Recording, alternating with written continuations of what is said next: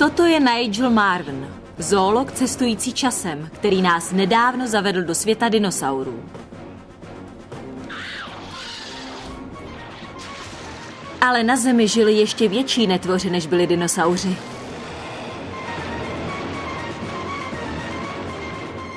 Při toulkách pravěkem Nigel došel k názoru, že ať se děje na souši cokoliv, jediné, co byste nikdy neměli udělat, je skočit do vody.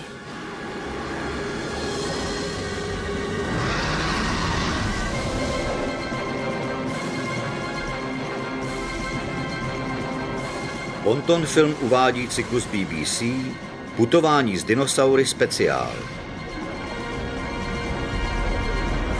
Monstra pravěkých oceánů. První část trilogie.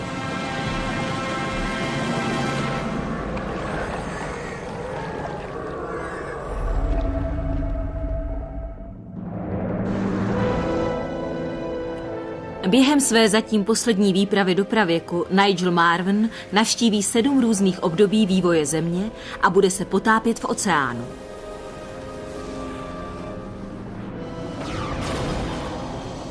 A při každé jeho návštěvě bude moře nebezpečnější než při té předchozí, protože tam budou žít větší a dravější predátoři. Je stěží uvěřitelné, že takoví tvorové vůbec nikdy na této planetě žili. A co víc, někteří z nich stále ještě žijí.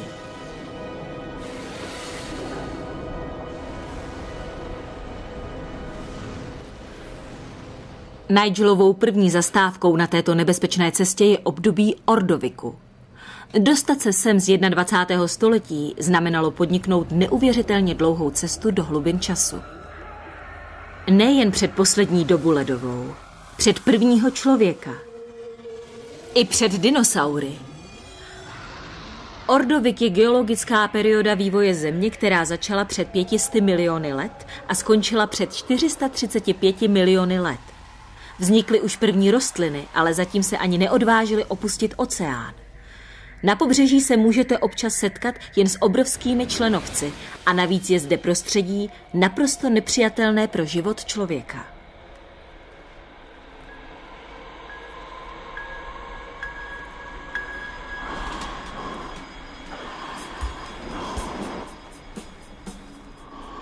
Vzduch v tomto období byl nedýchatelný. Obsahoval méně kyslíku a daleko více oxidu uhličitého, než jsme zvyklí.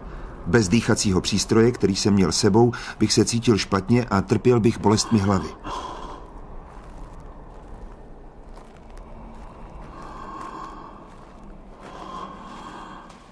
Když jsem se rozhlédl kolem sebe, pochopil jsem, proč se složení vzduchu tolik liší. Na souši není život, ve vzduchu není hmyz, v půdě není to nejpodstatnější, žížaly a červy a nikde ani trochu zeleně. Protože rostliny rostou jen ve vodě a na souši nejsou žádné, nestačí spotřebovat dostatečné množství oxidu uhličitého a vyprodukovat potřebné množství kyslíku. Jinak je tomu v mořích. Život zde bují už stovky milionů let a vyvinuli se tu opravdoví netvoři.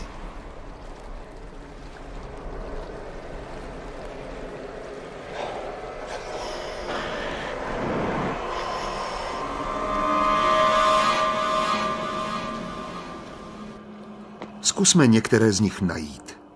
Nejprve potřebujeme návnadu. V období Ordoviku to je snadné. Nejsou zde suchozemští živočichové, kteří by se postarali o zdechliny, a tak na pobřeží leží a hnije vše, co moře vyvrhlo.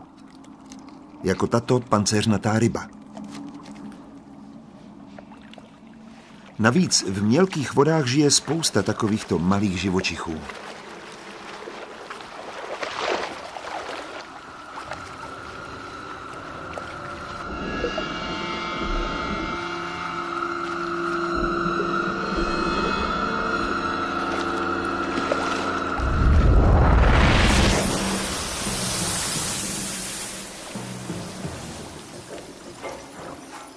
Podařilo se mi přilákat mořského štíra.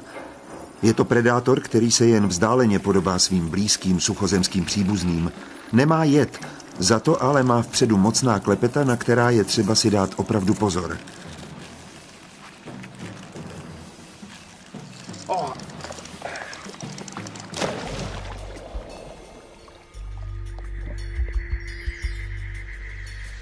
Štír mi rychle předvedl, jak strašlivá je to zbraň. Roztrhal návnadu u mých nohou a pak se vrhl na větší kořist.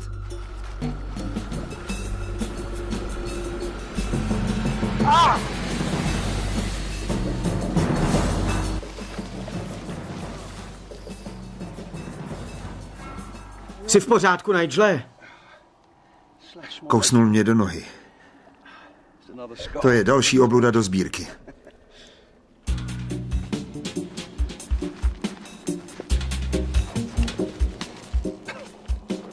Mořští štíři mohou nahnat strach, ale rozhodně to nejsou největší predátoři. Na obrovské mořské netvory období ordoviku by mi nabodnutá ryba nestačila. Tohle si vezmu jako návnadu obrovského mrtvého trilobita. V 21. století se už žádný druh příbuzný trilobitům nevyskytuje, ale před 450 miliony let byli tito živočichové neuvěřitelně rozšíření. Od těch největších, jako je například tenhle, podrobné druhy ne větší než hlavička zápalky.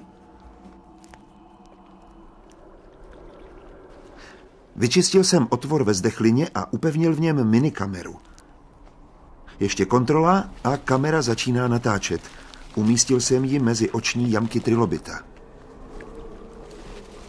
Jestli se to podaří, mohl by tento trilobit kameraman posloužit nejen jako návnada pro velkého predátora, ale zároveň vše natočit. There we go.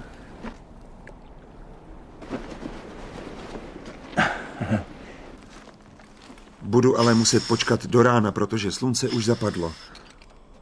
Zdá se, jako by den doslova letěl. Zapomněl jsem totiž, že se země otáčí rychleji než v 21. století. Den tedy netrvá 24 hodin jako dnes, ale pouhých 21. Brzy bude tma, takže pro dnešek končíme.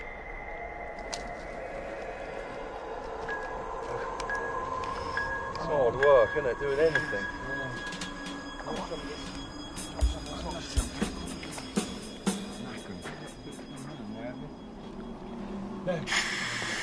Anything you do, you try to do it, you know, you try to...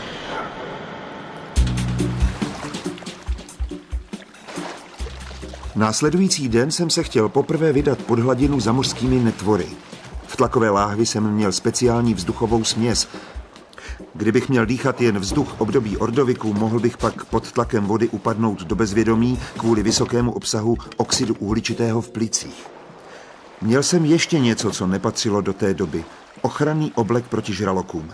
Žraloci v té době sice ještě neexistovali, ale doufal jsem, že mě tento oblek ochrání před klepety mořských štírů.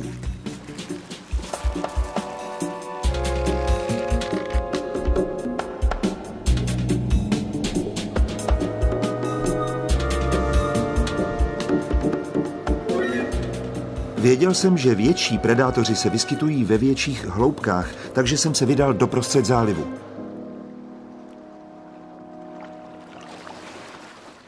Nadešla chvíle vyzkoušet trilobita kameramana.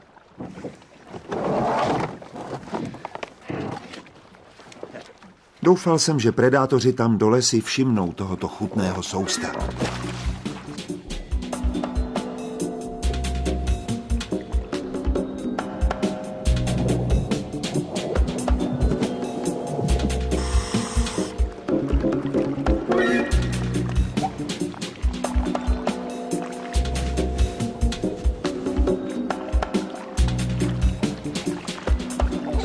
Něco tam je. Něco se blíží. Byl to mořský štír. Jak je vidět, také si rádi pochutnávají na trilobitech.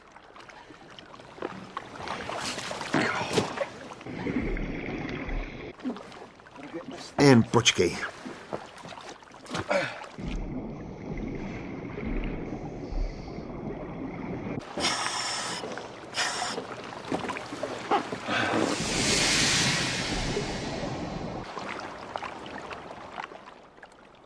Bylo už pozdě odpoledne, když něco jemně zabralo. Teď to bylo silné. Ať už to bylo cokoliv, bylo to rozhodně větší než mořský štír.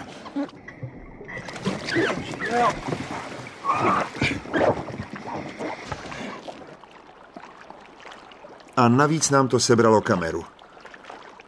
Jestli tam něco je, musím to vidět na vlastní oči.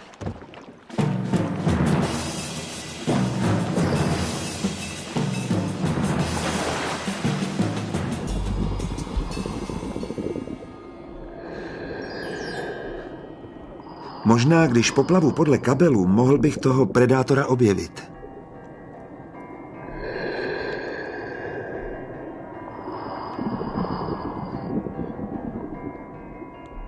Ale neviděl jsem ani predátora, ani kameru.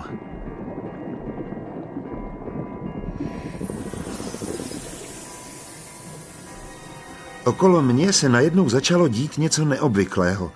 Nevěděl jsem proč, ale vypadalo to, že se mořští štíři začali zhlukovat. Objevovali se jeden za druhým, až jich byla ohromná spousta. Pohybovali se pod ně a proplouvali mi kolem hlavy. Všichni byli otočeni jedním směrem. A tady je tvor, kterého jsem hledal. Ortocerus.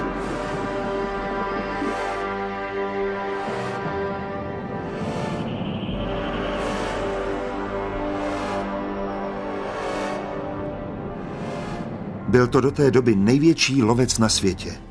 Vypadalo to, že pluje směrem ke mně. Nechtěl jsem se stát kořistí jeho chapadel. Naštěstí pro mě mají ortoceři velice jednoduché primitivní oči, které lze snadno zmást ostrým světlem.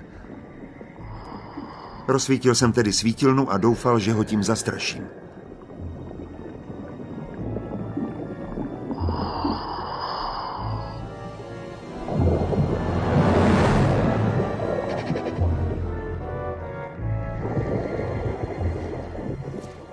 Podařilo se a Ortocerus začal ustupovat. Ale kde je teď?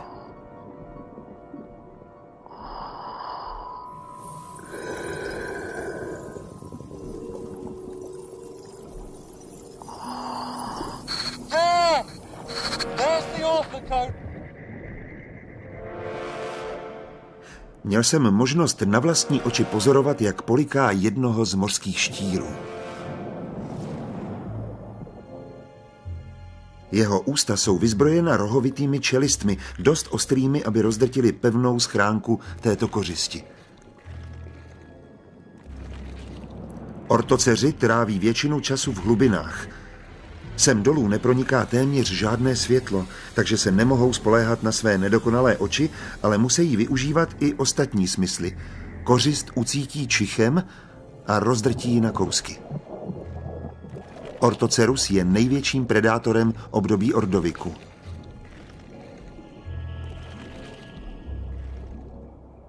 Neumí příliš rychle plavat a tak jsem se rozhodl něco zkusit. Osedlat si ortocera. Tenhle konec těla je určitě ten nejbezpečnější.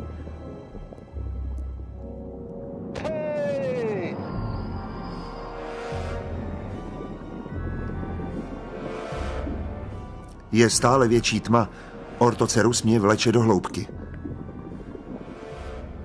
Je na čase se pustit. Díky za svezení, ortocere.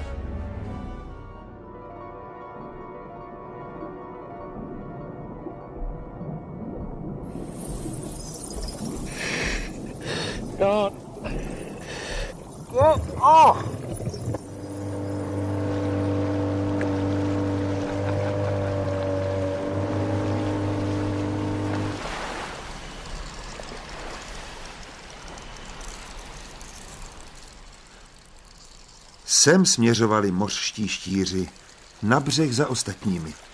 Páří se na pobřeží přímo přede mnou. V noci bude úplněk a jeden z nejvyšších přílivů v roce. Vajíčka kladou do písku, kde budou chráněna do dalšího vysokého přílivu, který přijde za měsíc a odnese mladé larvy zpět do moře. Někteří mořští štíři zůstávají na břehu, než se nová generace vylíhne. Nalezené fosílie dospělých jedinců, kteří měli v žaludku ještě nestrávená mláďata, svědčí o častém kanibalismu.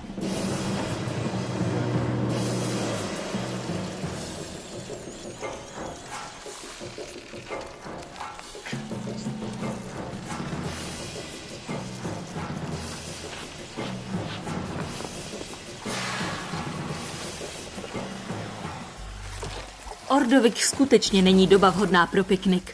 Vzduch vyvolává bolesti hlavy a v moři nemůžete plavat bez ochranného oděvu. Na prázdniny se sem asi nikdo nevyjede. Ale pravěk nabízí ještě horší věci. Za dalším dobrodružstvím se vypravíme do období Triasu. Nigel tentokrát podnikne z 21. století jen poloviční cestu časem do doby před 230 miliony let. Je to doba, kdy plazy opouštějí oceány a objevují se první dinosauři.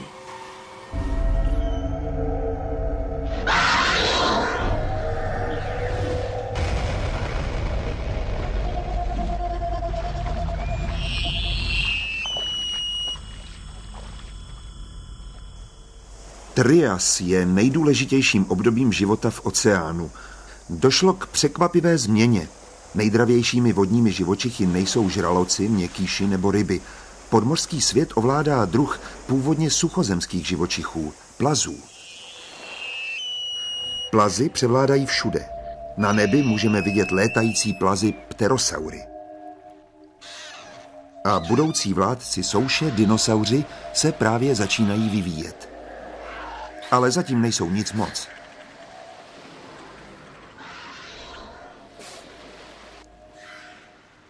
Tentokrát jsem tady však kvůli výzkumu podmořského života.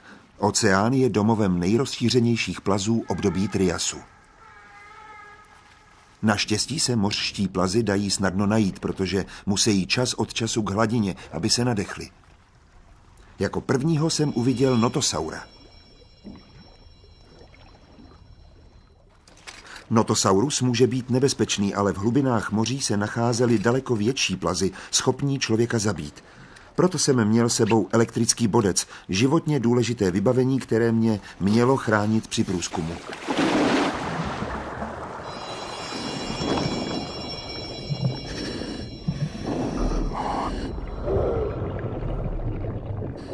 Ale tam dole nebyl jen jeden notosaurus.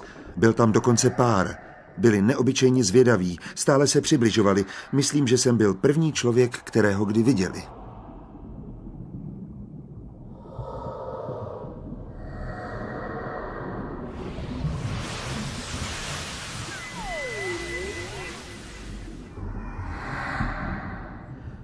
Netušil jsem, jak na mě budou reagovat a byl jsem rád, že mám elektrický bodec pro případ, že by byli příliš dotěrní.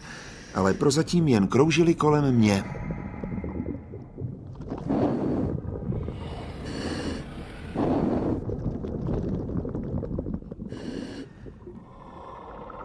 Jejich tlamy byly plné vzájemně překřížených špičatých zubů, skvěle uspůsobených k chytání ryb. A samozřejmě byli schopní pohybovat se dostatečně rychle, aby ryby ulovili.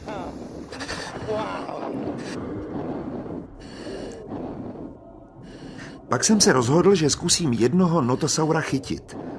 Stejně jako u aligátorů je jediná bezpečná možnost, jak tohoto živočicha uchopit, a to za čelisti. Prehistorická jízda na notosaurovi.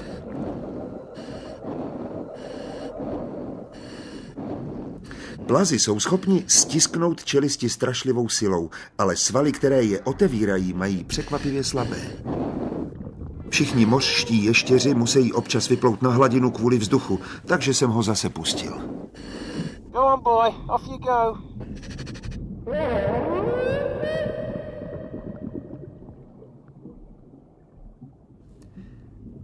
Za kameny se skrýval jeden z nejkurióznějších plazů vůbec. Tanystropheus. Má velmi dlouhý krk a dlouhý ocas, ale téměř žádné tělo. Jeho dlouhý krk se výborně uplatní při číhání na kořist. Je ideální pro pohyb ve vodě a lov ryb v plujících hejnech.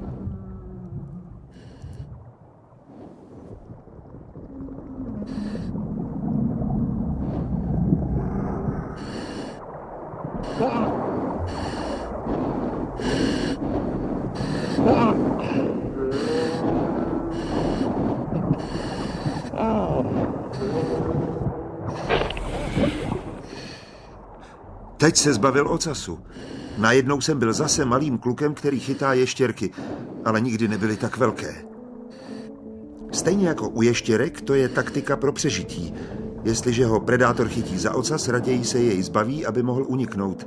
Ocas zase doroste, takže jsem Tanistrofeovi vlastně moc neublížil. Nicméně samotný ocas se zmítal tak, že jsem ho jen stěží udržel.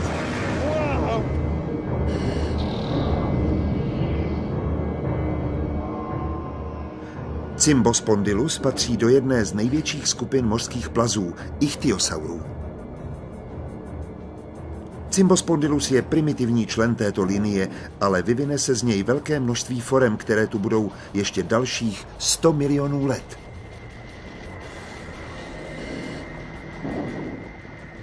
Vypadá to, že je pomalý, ale já věděl, že jedním mrsknutím těla je schopen velmi rychlého pohybu. Začal se ke mně přibližovat víc, než mi bylo příjemné.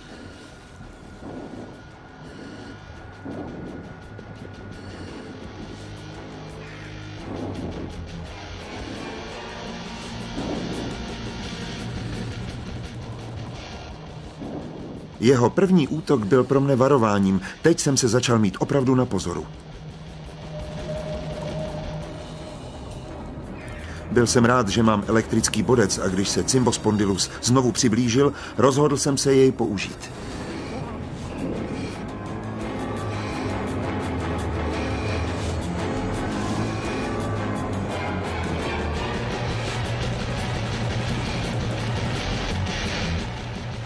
Je to velkolepý plas.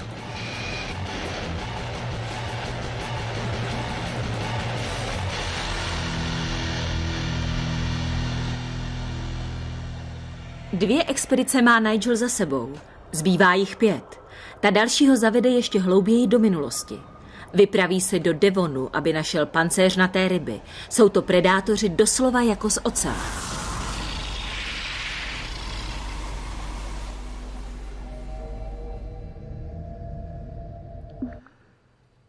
Použil jsem časovou mapu, abych určil, kde jsem.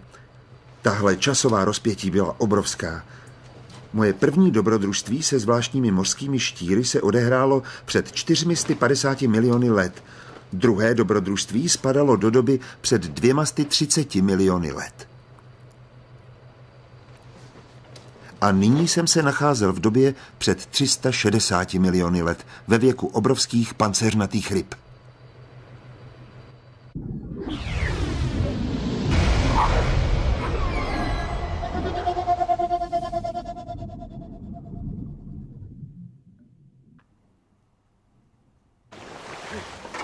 Neuvěřitelné. Jaké to bylo, Majku? Vynikající, naprostá paráda. Viděl jsi něco? Viděl, bylo to kousek ode mě. Podíváme se na to.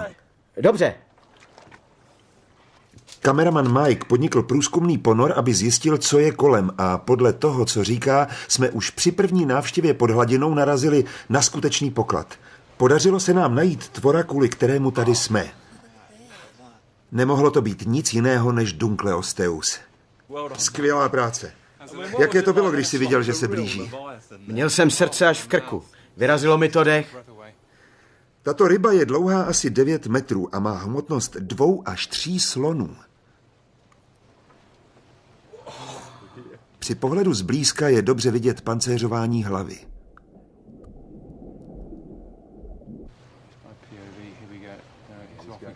V období Devonu se vyskytuje i mnoho menších pancéřnatých ryb, ale tento největší predátor je velmi dobře uspůsoben k jejich lovení. Je vyzbrojen velkými ostrými zuby a silnými čelistmi. Ve vodách Devonu nemá před touto rybou nic živého šanci. Jestli zůstane v blízkosti lodi, příště se ponořím já. Chtěl jsem ověřit, jak jsou jeho čelisti doopravdy silné. Abychom Dunkleostea přilákali, musel jsem získat lákavou návnadu.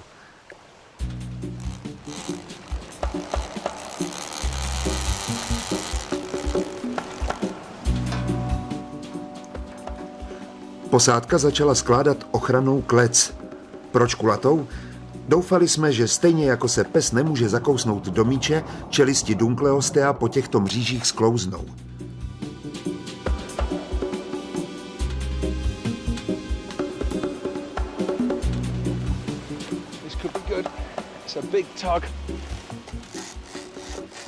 Naštěstí pro mě žije v Devonském moři spousta tvorů, ne jako na souši, kde se vyskytují pouze živočichové, ne větší než stonožka. Chytil jsem jinou pancéřnatou rybu, je menší než Dunkleosteus, ale ze stejné skupiny plakodermů, což v řečtině znamená pancéřnatá kůže. V 21. století nic podobného těmto rybám nenajdeme. Vsadil jsem se s posádkou, že Dunkleosteus bude schopen spořádat tuto návnadu, i když ji zabalím do ochranného obleku proti žralokům.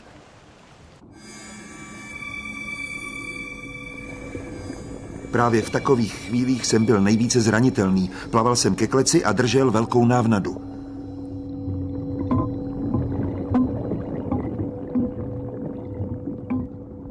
V ochranné kleci jsem v klidu čekal, až pach návnady přiláká dravce. Nejvíc jsem se těšil na Dunkleostea.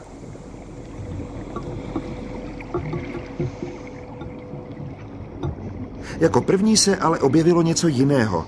Možná nejkurióznější žralok vůbec s podivuhodně tvarovanou hřbetní ploutví.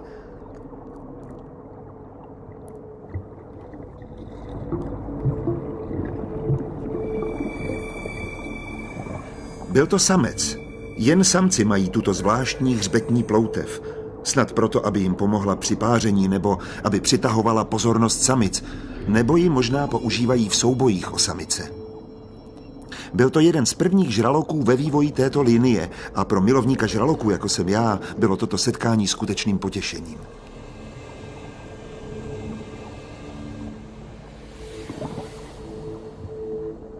Ale něco ho vyplašilo.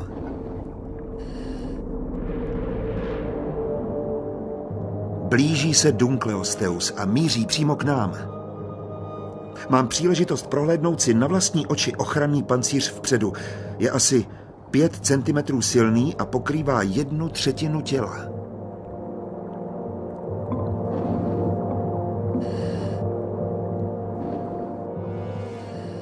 A tady jsou jeho silné čelisti s těmi velkými vyčnívajícími zuby. Jsou uspůsobeny tak, aby se zavíraly jako nůžky. Díky velice ostrým zubům jsou tyto čelisti schopné rozdrtit cokoliv.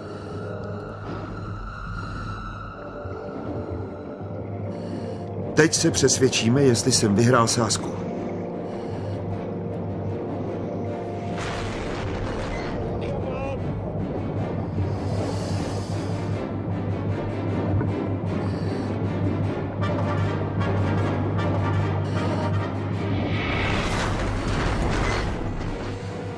Trochu to nahánělo hrůzu, když zkoušel pevnost naší klece.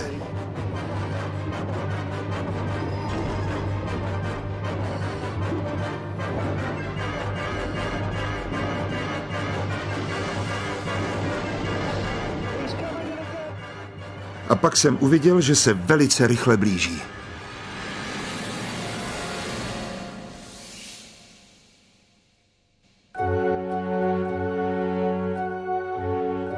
České znění připravili Jan Slabý, Václav Kvasnička, Iva Korbelová, profesor Oldřich Fejfar, Pavel Weckerbauer, Zuzana Trimlová, Ivan Vaňous, Miroslav Táborský, Nela Boudová, Michal Guliáš, Vítězslav Bouchner a Tomáš Jančařík. Česká televize a Bonton Film 2004.